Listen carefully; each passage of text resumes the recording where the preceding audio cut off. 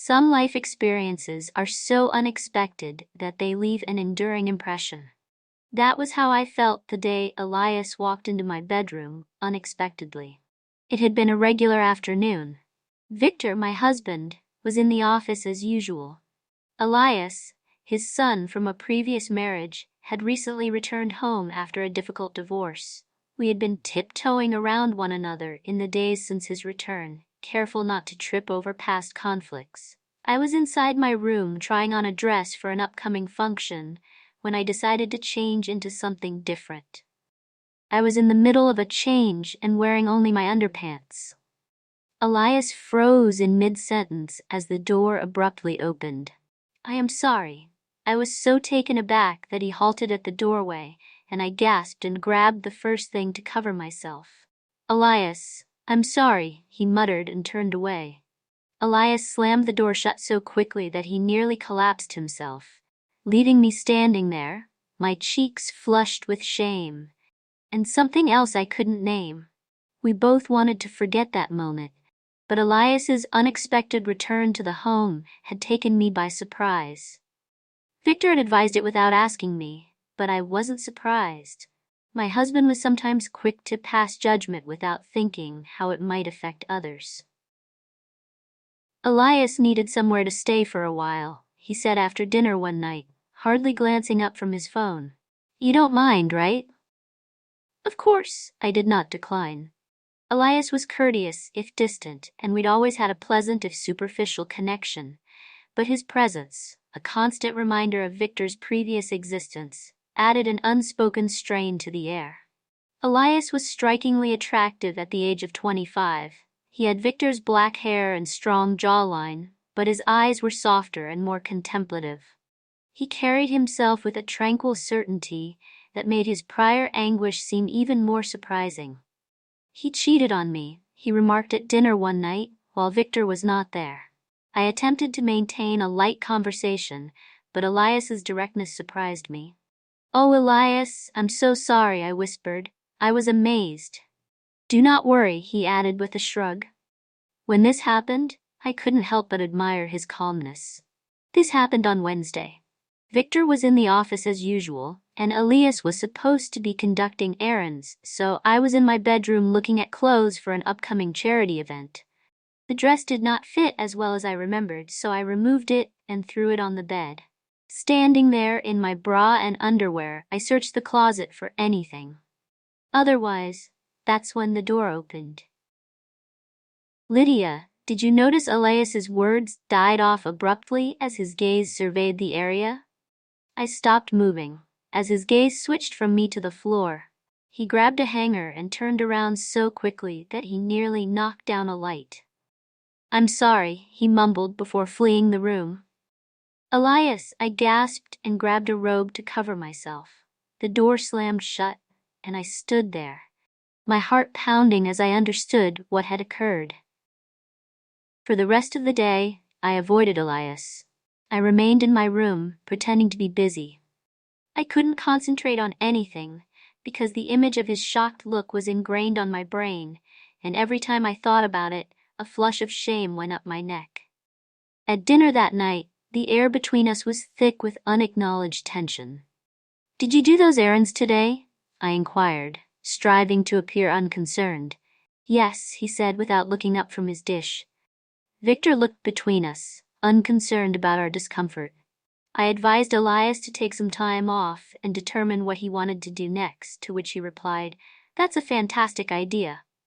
I observed, though my tone was far too loud. Elias gradually looked up, his face incomprehensible. "I appreciate your hospitality," he stated. "I will not stay longer than is required." "Don't be ridiculous," Victor said dismissively, waving his hand. "Your family," the day that followed, was painful. Every conversation with Elias felt tense, as if we were both navigating an invisible boundary. He avoided being alone with me, which I rationalized as a beneficial thing. Despite my efforts to forget the experience, I found myself thinking about it more frequently than I cared to acknowledge. One evening, I noticed him looking at me from across the living room. His stare was fleeting, yet it stayed long enough to make me quickly avert my gaze, trying not to notice. But the scene stayed with me.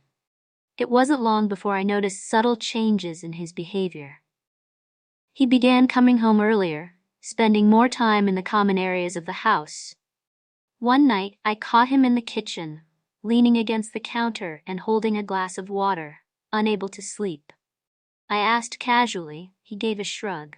As we stood there in silence for a minute, the refrigerator's soothing hum providing the only sound, he spoke swiftly and gently about the previous day. "I apologize." "You do not need to apologize," I responded quickly. "I should not have jumped in like that," he said, his gaze fixed on the floor. "Let's forget about it. It was an accident," I explained softly. He looked up, catching my eye. "Is this what you want?" The question caught me off guard, and for a time I didn't know what to say.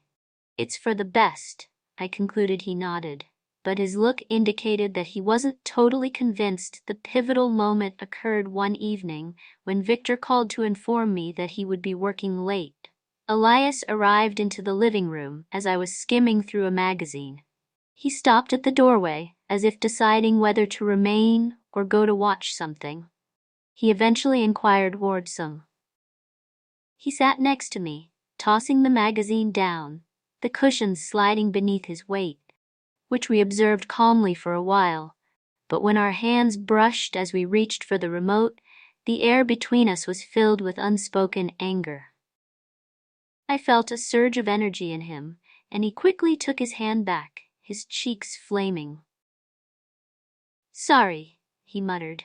"It's okay," I answered, my voice quivering slightly. The moment passed, but there was a lingering sense of possibility that neither of us dared to confess out loud. A few nights later, I found myself awake long beyond midnight. The home was really peaceful. Despite the faint ticking of the grandfather clock in the corridor, I got out of bed and walked into the kitchen. He sat down at the table, intending to pour tea, only to discover Elias was already there. Holding a mug of coffee and a faraway glance, the warm warmth from the under-cabinet lights created shadows on his face, making him appear older than his 25 years. He leaned against the door frame, shocked, and offered me a little smile. I made myself a cup of tea and sat opposite him for a minute. None of us talked until he unexpectedly broke the silence. "Have you ever felt stuck?" he queried, his tone quiet yet steady. I repeated, tilting my head. "You're simply going through the routine," he said. "Peering into his coffee, doing what others expect of you but never genuinely living for yourself." His remarks struck a chord with me that I had not expected. I paused before answering yes, saying it gently more times than I'd like to admit. He glanced up at me, his stare piercing mine. "What will you do about it?" His eyes turned to mine. "I've spent so much time putting others first, Victor, this house, that I guess I never thought about what I wanted Elias's look to be." It was unwavering. "Perhaps it is time you did." The weight of his words hung in the air between us, creating a challenge that I wasn't sure I could handle. Things between us altered after that night. It was small at first, a shared stare that lasted far too long. A touch of hands as we passed each other in the passage one day when I was in the garden.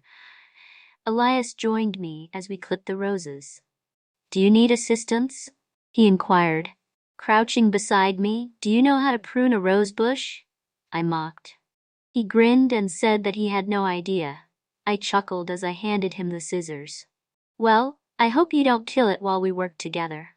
Elias's presence was calming and anchoring, which astonished me. I felt at ease in ways I hadn't felt in years. "You're fine." As I watched him delicately clip a branch, he shrugged and added, "You're just getting started." I insisted, "You possess a keen sense of observation." His expression softened as he glanced at me for further information. "Perhaps I picked up on it from watching you, but the compliment surprised me, leaving me stunned later that evening as we cleaned up from dinner. Our hands brushed as we grabbed for the same dish. The contact was brief, but it sent a shock through me that I couldn't shake. Elias apologized quickly, snatching his hand back. I raised my sight to meet his, but my voice quivered. He stopped before responding. Lydia and I both looked up at him. I looked up at him, my heart beating, saying nothing, never mind, but the tightness in his voice told me all I needed to know.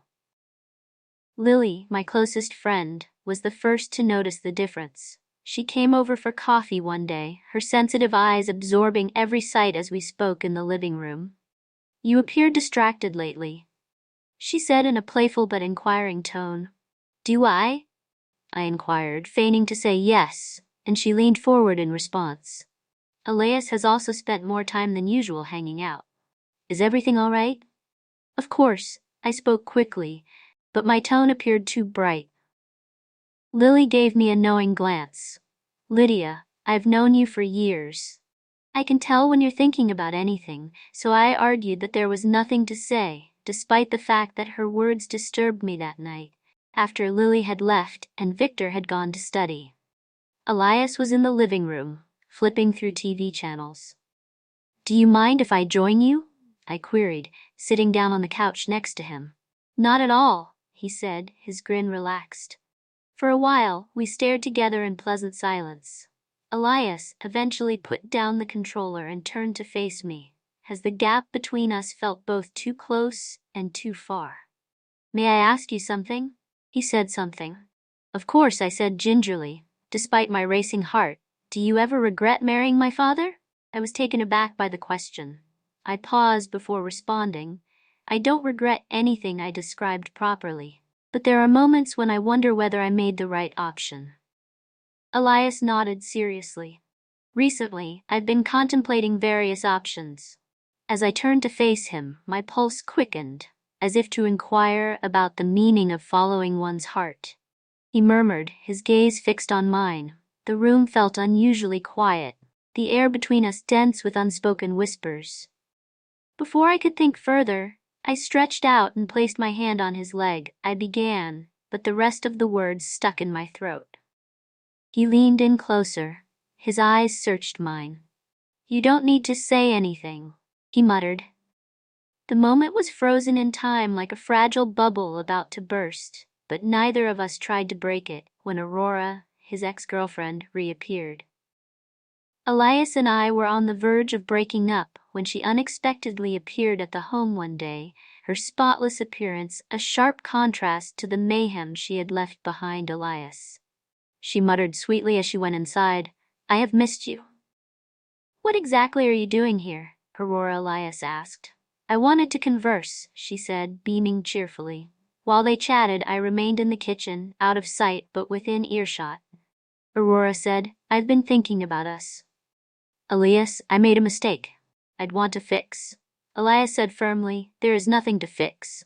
Don't behave like this." She pushed us to be successful together, and as their conversation developed, a knot of envy formed in my belly. Elias found me that evening in the garden, caring for the flowers. He was still for a while before saying, "Aurora isn't staying," he said. I didn't ask but rather answered, despite the fact that my tone betrayed me. He drew closer, his presence warm and stable. "You don't need to be concerned about her." I glanced up at him. I gazed up at him. "My heart is pounding, Lydia. You don't have to lie to me." He spoke quietly. Before I could react, he reached out to softly tuck a strand of hair behind my ear. The gesture was so delicate and private that it left me breathless that night. After Elias's gentle reassurance in the garden, an irresistible pull drew me in, blurring the boundaries between what was acceptable and what wasn't until they eventually vanished completely.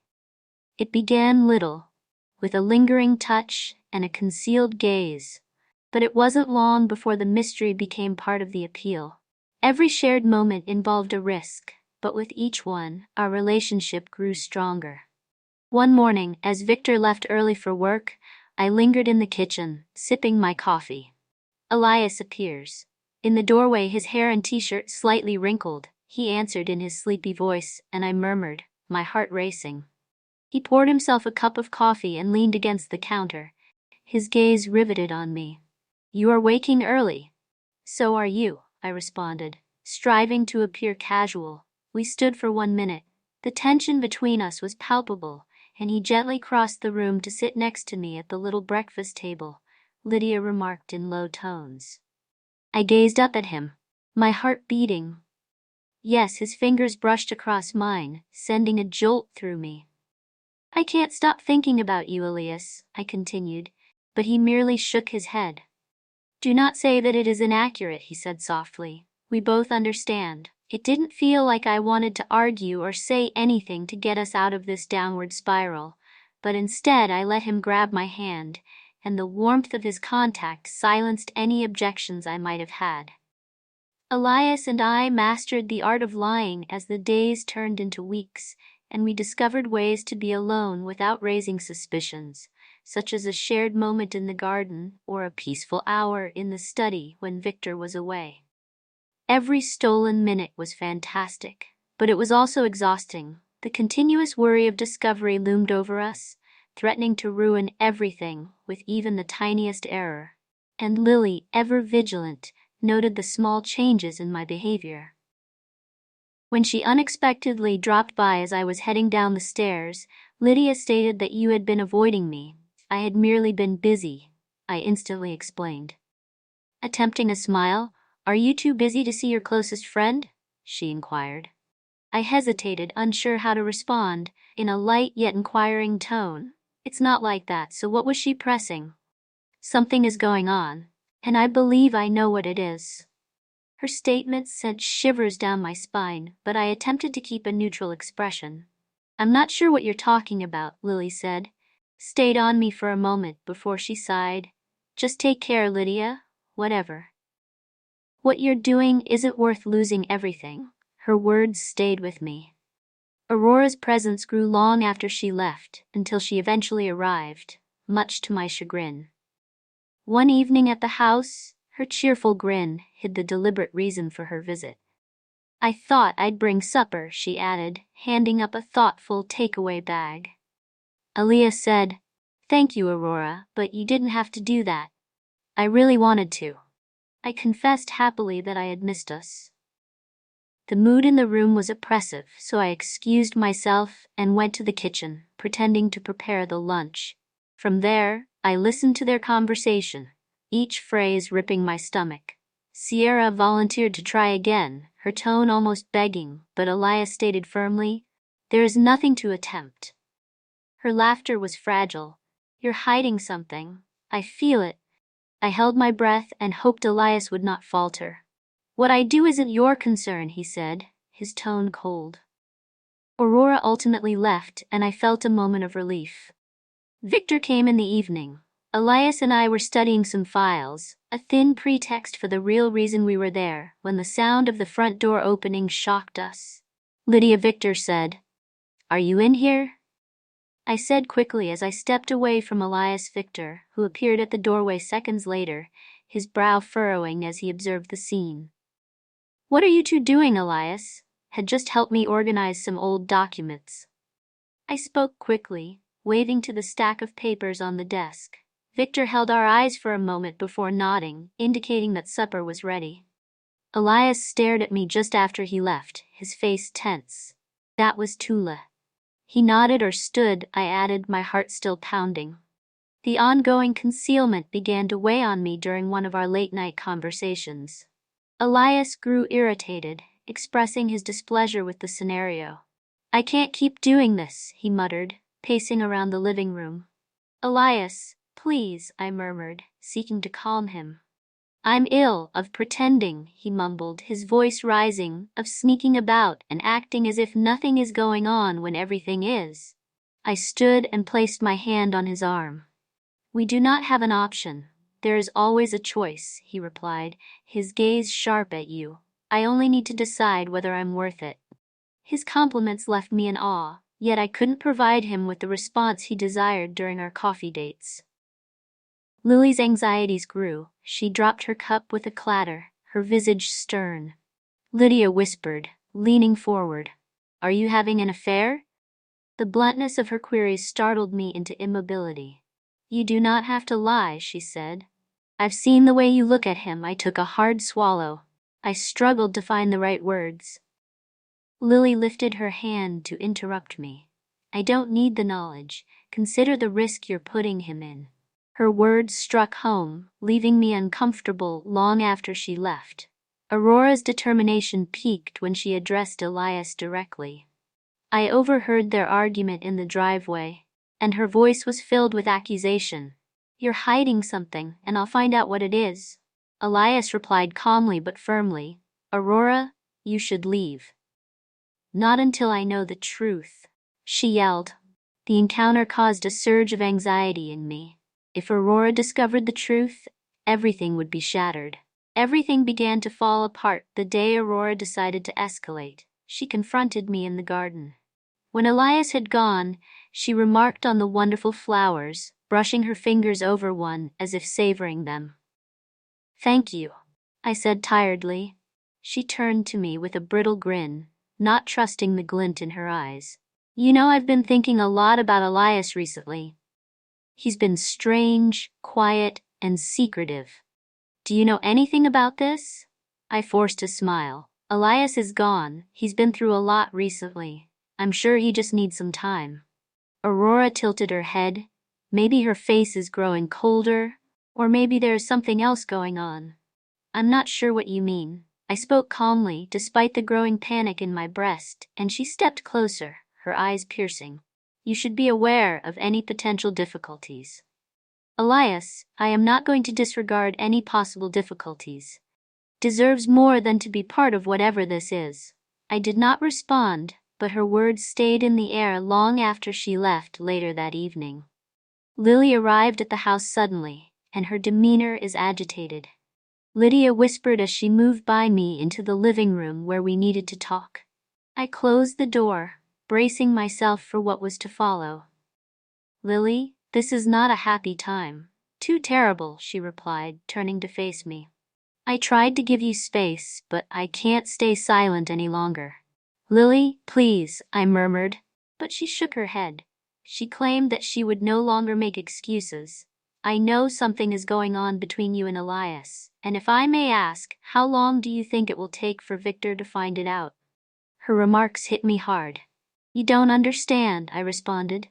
Quietly, then help me understand, she added, her voice softening. Lydia, I am your friend. Nevertheless, you are indulging in hazardous activity which might endanger others. I sank on the couch, tears welling up in my eyes. I did not mean for this to happen, but it did, Lily stated quietly, and now you must decide what to do about it. When I informed Elias about Lily's event, he became enraged. Who does she believe she is? He snapped and started pacing the living room. I replied nervously. She's my friend, he stated. She says she doesn't understand in a nasty tone. I begged Elias not to do it. When she gets up to face him, she realizes that this cannot continue indefinitely. His eyes softened, but his rage was still obvious. Do you have any regrets about it? The question knocked me off guard. No, I said honestly, but this doesn't make things any less complicated. He leaned closer, his voice low, saying, we can work it out together. For a moment I wanted to believe him, but the weight of reality was too hard to ignore. Victor's finding of cracks in our veneer increased the stress in the house. It started with little comments about Elias's extended visit or my concerned demeanor, but his attention rapidly turned to suspicion. One evening, as we sat at the dinner table, Victor's tone altered. Elias, you've spent a lot of time here lately, he added, his gaze piercing. Elias paused, glancing at me before speaking. I've just been helping around the house and assisting Victor, repeated with an intriguing sardonic tone. I tried to smile, trying to relieve the strain. Hune has been a great help with the garden. Victor caught my gaze for a second. Before shifting his focus back to Elias, perhaps it's time to start looking for your own house. Elias clenched his jaw as the words hung in the air. Elias may have seen me in the study after dinner, he added gently. This isn't working, he stated calmly but forcefully. I know I said my heart was sinking, but I can't keep pretending, he said with an imploring tone.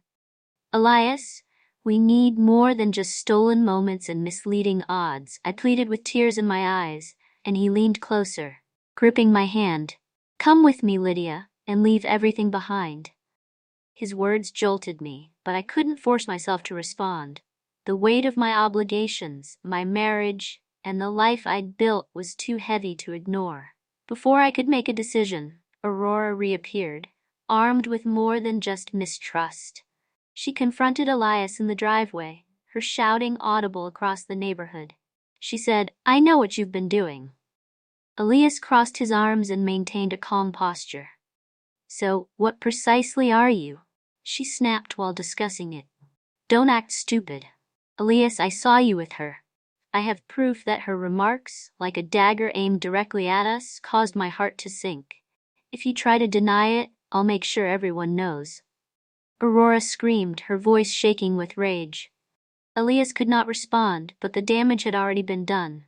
Back inside, Elias was pacing the kitchen, agitated and saying, "What do you mean I?" Aurora refused to stop, his jaw hardening as he mumbled, "If we do not intervene, she will ruin everything." "But how?" I inquired, feeling powerless. "I'll talk." "How, Greg?" he stated forcefully. "Elias, no," I replied. Terrara was grasping me. "Greg is dangerous," he answered. "So is she." As he fled the home, a dreadful sensation settled in my chest. Elias returned late that night with a sorrowful expression. The rigidity in his shoulders conveyed to me that the conversation with Greg had not proceeded as expected. Elias fell onto the chair opposite me, massaging his temples, as I questioned in a slightly above whisper tone. Elias ultimately revealed that he is aware of our predicament. The room seemed as if it had dropped 10 degrees when Elias stated Aurora told him everything, and now he threatens to alert Victor unless we leave. I felt my breath catch. "Leave together," he nodded. It was the only way to stop him for hours. I strolled across the living room, torn between devotion and desire. Elias sat calmly watching me, with an intensity that added to the weight of my choice. "So, what about Victor?" I finally questioned, halting to face him. "What is this life I've created?" Elias crossed the room to stand in front of me. "Lydia, what is your life like?" he inquired quietly, yet strong. "A life in which you are invisible and your pleasure is unimportant." His comment struck me harder than I wanted to admit. "I can't just walk away," I explained, my voice shaking. "You can," he replied, cradling my face in his hands. "You merely need to select me." The decision was made for me before I could make it. Victor greeted me in the kitchen the next morning, pale-faced and clutching his phone tightly in his palm. "Lydia," he answered, his voice vibrating with barely contained wrath. "Is there anything you want to tell me?" I stopped, my mind swirling. "What are you talking about?" Victor roared. "Don't lie to me," as he slammed the phone onto the counter, the screen plastered with text messages between Elias and me. I'd seen the texts and understood what was going on. I opened my mouth to respond, but nothing came out. "How long?" did he yell, rising. "How long has this been going on?" "Victor, how long, Lydia?" he yelled, pounding his fist against the counter. I muttered, tears streaming down my cheeks, his chuckle sour and nearly nasty. "Months you were establishing this life for us while I was away working," he trailed off, his voice cracking. Elias entered the room, his face tightening as he took in his surroundings. Victor said calmly but firmly, "This is not completely her responsibility." Victor became enraged and turned against him. "Misdirected? Don't try to protect her," he growled. Elias spoke calmly. "Despite the cyclone, you were supposed to be my son, but you deceived me." I did not want for this to happen around him, but I cherish her affection, Victor. "Do you believe this is love?" he asked incredulously. "This is simply selfishness." The conversation turned tense, with accusations flying like knives. I tried to intervene, but their mounting tension drowned out my words, Victor. Finally, he said coldly and clearly, "Get out, both of you." I begged Victor to come out of my house, but he turned away with a hard scowl. "I do not want to hear it," he said. "You have made your decision." Elias and I prepared our stuff. As I carried my suitcase to the truck, the weight of our acts hung in the air. I felt a stab of melancholy when I looked back at the house I'd built with Victor. "Are you sure about this?" I asked Elias as we got into the car. He didn't react immediately away. "Are you with him while he keeps his eyes on the road ahead?" I hesitated, the enormity of what we were doing resting on me like a thick blanket. I'm not sure I confessed it, but my phone alerted me to a notification just as we entered the interstate. Aurora sent a message. I hope it was worthwhile. When I went on the offered link to a social media post, my emotions rapidly subsided. The post featured screenshots of Elias and my talks, as well as the cruel comment that certain secrets cannot be kept forever. "She told everyone," I murmured, my voice shaking. Elias narrowed his eyes as he gazed at me. "Let's let them talk," he said. "Said it does not matter anymore." But when the alert started rolling in, I understood how much it meant. The reaction was quick and harsh. Friends and relatives pulled away from me, their judgment harsh and merciless. Within days, Victor filed for divorce, cutting all connections and leaving me to rebuild my shattered life. Elias tried to serve as my compass, but he was unable to shield me from the turmoil. The weight of our decision started to appear, the fissures in our relationship. "This isn't what you wanted," he said gently. I glanced at him with tears in my eyes. I responded quietly, "This is also not what you wanted."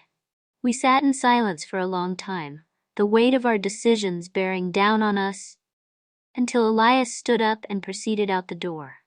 He paused to look at me one more time and said, "I will always care about you, but we can't keep doing this." He was gone, and in the months that followed, I sought to rebuild my life. It was difficult, with judgment and disapproval from people all around. Me served as frequent reminders of my flaws, but in the calm times I felt a sense of clarity for the first time in years, and I began to consider what I truly wanted, not for Victor or Elias, but for myself. Looking back, I realized that I couldn't undo the past, but I could learn from it, and perhaps in time I'll find a way to move on. In the weeks after Elias died, it was the most difficult of my life. Victor's absence, while expected, left a hollow pain in friends and me. I believed I could rely on their judgment, too harsh to conceal under polite talk, but I couldn't afford to wallow in the early stages of reconstruction, which was unpleasant but necessary. I obtained a position at a local art supply store, where I spent my days surrounded by vibrant colors and blank canvases, both of which signified potential, but were rarely used. Lily was the first one to reach out. "I'm not present to educate you," she stated over coffee one morning. Her voice was softer than it had been during our previous conversation, yet her eyes held a tinge of caution. "I appreciate that," I murmured, placing my hands around the warm cup. "I just wanted to know if you were all right." I took a stop. "I'm not sure how to reply. I'm not sure what I said, but I am trying." She nodded carefully. "That is all you can do." Months later, just as the wounds were beginning to scab, a knock on my door disturbed the exquisite calm. When I answered it, I rose. It was Victor. He looked older than I remembered him, wrinkled with exhaustion, yet his presence still had the same weight, filling the little room with unstated tension. "Can we speak?" he said, his tone strangely calm. I stood back. Motioning for him to enter, he stood at the window, looking down at the street, and murmured quietly, "I thought I would hate you." I sat on the edge of the couch, my hands twisting in my lap. "For what you did, for what you damaged." "Victor and I let me finish," he murmured, turning to face me. "I expected to dislike you, but all I feel now is regret for what we could have become." His words hit more than any accusation. "I didn't want to harm you," I murmured, my voice trembling. "I understand," he said, "but that doesn't make things easier." We talked for hours, reliving events from our marriage that had gone undetected at the time, but now felt significant. By the time he left, our rage had faded, and we had reached a peaceful understanding. Elias's departure left a new sort of void, one filled with questions I couldn't answer, such as where he had gone, and whether he regretted what we had done. Did he think of me the same way I did? One evening, while I was closing up shop, I noticed a note slid below my windshield wiper, and my heart skipped a beat when I recognized the handwriting. Lydia, I anticipated that leaving would make things easier, but it has not. I still think about you and me. I'm not sure whether you discovered the bliss I couldn't offer it. Elias, I sincerely hope you did. Take good care of yourself. The letter was not signed, but it did not need to be. I read them multiple times each. The letter elicited a range of emotions, including relief, grief, and a little selfish hope that I hadn't been forgotten. Inspired by the letter, I resumed painting. At first, it was just a way to fill the solitude and distract myself from the cacophony in my thoughts. But as the canvases filled with color, I felt a piece of myself return. Lily, who had been gone a long time before Elias entered my life, came by one day, fascinated. "These are fantastic," she remarked, her eyes wide as she took in the paintings on the walls, inspired by a sudden burst of creativity. "Thank you," I murmured with a cautious smile. Tugging on my lips, "You should demonstrate them," she said, demanding. "I don't know," I began, but she interrupted me. "Do not question yourself. Lydia, you've got something to share." Elias returned to my life a year after leaving. I was at a gallery opening, specifically my own, when I spotted him across the room. He seemed older, but his magnetic allure remained constant. Lydia muttered gently as he approached Elias. I replied with my heart. For a while, we just stood there, the sounds of the room receding into the background. "You did it," he eventually mumbled, pointing to the paintings on the walls. "I had to," I responded with firmness. He smiled faintly as he nodded at me. "I am pleased of you." We spoke for hours that night. Having caught up on everything and nothing, by the time the gallery was empty, the air between us was filled with serene understanding. Elias did not stay in town, and his departure was not as terrible as it had been previously. Instead, it seemed like the conclusion of a chapter, despite the sadness it caused. This was a chapter I would always cherish as I stood in my studio. Surrounded by the colors and textures of my new existence, I realized that the past will always be a part of me. It would not describe me. For the first time in years, I felt calm.